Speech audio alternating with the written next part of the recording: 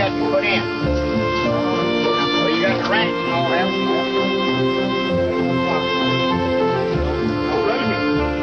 On June 9th, 1991, in Columbia, South Carolina, Chrissy Morton was sunbathing at a friend's house while her family worked on the dock at the lake behind their house.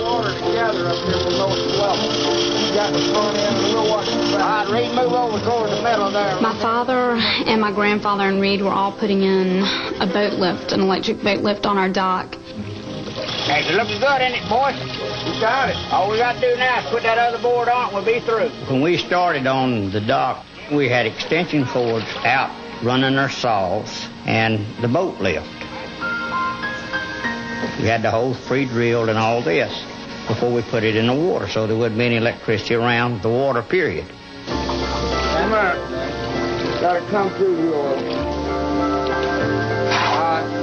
You got it? I got it. All right, I'm gonna get out. Get ready to run the lift.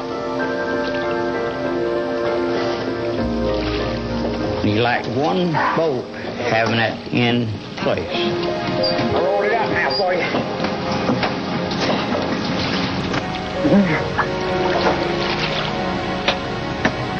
Leland Morton's son Richard was trying to get the last bolt in. He said, Reed, what about coming in here and jumping in and help me get this bolt?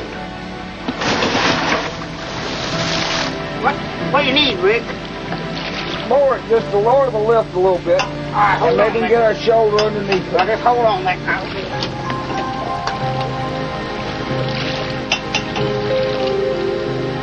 Wait a minute, just hold on. I'll get over here and run it down for you. Ah! Hold on! Ah! Wow! What's wrong down there? I didn't know what had happened. I thought that he had been cut or he had hammered his thumb. You know, I had no idea what the extent of the accident was. When I got over there, my brother had just a dazed expression on his face. Hold on, sir. Hold on. Hold on. Hold on. Pop, got to unplug the lift. Hold on. Ah! And this time, it does render him unconscious. I'm calling 911. Pop, you gotta help me get him out of here. Reed! Seeing Reed in the condition that he was in, I was petrified. I didn't know what to think, really what to do. 911, police, fire, medical? Medical. Where do you need the ambulance at? 5-6. Chrissy ran next door to a neighbor who called 911. I think someone might be electrocuted. I'm just not sure exactly what's going on out in the water. Okay, we'll be on the way.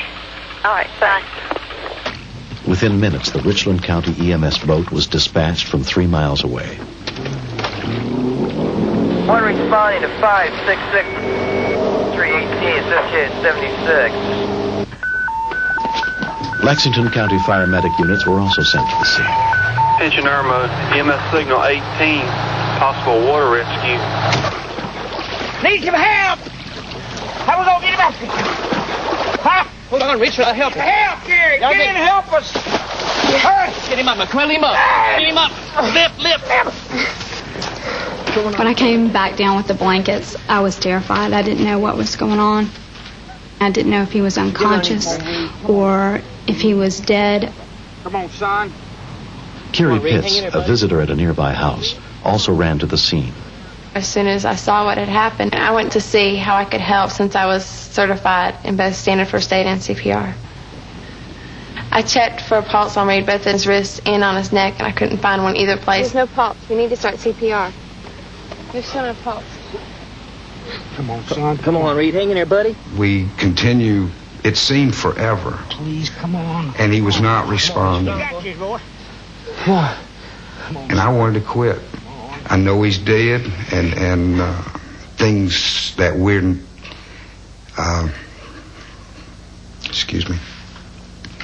things we had planned to do flashed through my mind that weren't going to get done. Within 10 minutes of the call, paramedic Warren Perry got to the scene in the rescue boat. What do we got? Oh, let me check a pulse. We found a 15-year-old pulseless, non-breathing patient. Come on, boy. Take it. Come on. When paramedic Gary Waller arrived with advanced life support equipment, he found that Reed's heart had stopped. What we try to do then is we try to shock it into beating. We want to try to see if we can jump start it. Charging paddles. Clear. Checking the pulse. No pulse. We got VFib again, so we hit him again at 300. Clear. I went from hope to complete despair. One of the things that I remember going through my mind was, where would Reed? Where would Reed want to be buried? VFib again. Come on, Reed. We had the same rhythm. It was still in VFib. 400 joules. So we went to 400 and decided to hit him again. All that. Clear. V-tag. Pulse of 80. You have your son back. That's what you think right that moment, just because he's got a pulse. And there were so many things ahead that I wasn't prepared for. As soon as we got him in the back of the ambulance, I noticed that he wasn't breathing. We rechecked the pulse. There was no pulse. And so we shocked him again.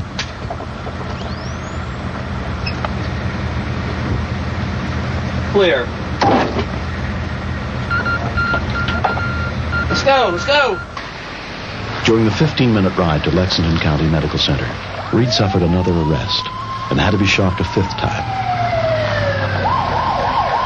I once was asked, if you had a wish, what would your wish be? I wish not to have to bury my children. That's my wish. Not $10 million. I wish not to bury my children. At the hospital, Reed was put on a respirator and stabilized, but remained in a coma. His mother, Patricia, came to the hospital as soon as she heard what had happened. You just never expect to see your child that disabled. But you cling to the hope that that won't be the end result. And you pray, and you pray, and you pray. Things like brain damage didn't matter right then. My entire thoughts were focused just on his living. As he made that hurdle, I got greedy for him. I want him to have his faculties. He's a special child to me. I got greedy, and I hope it was for him, because I love him more than anything. After 48 hours, Reed began to regain consciousness. He was breathing on his own, and then they said, is there anything that you want? There was 2 things. I don't remember which one's first. One was a Big Mac, and one was a new set of irons. I'm delirious now with joy. I don't know what you could ask for. A 15-year-old that wants his toys, and he wants to eat. That's as normal as I think you can get. Snap those hands across.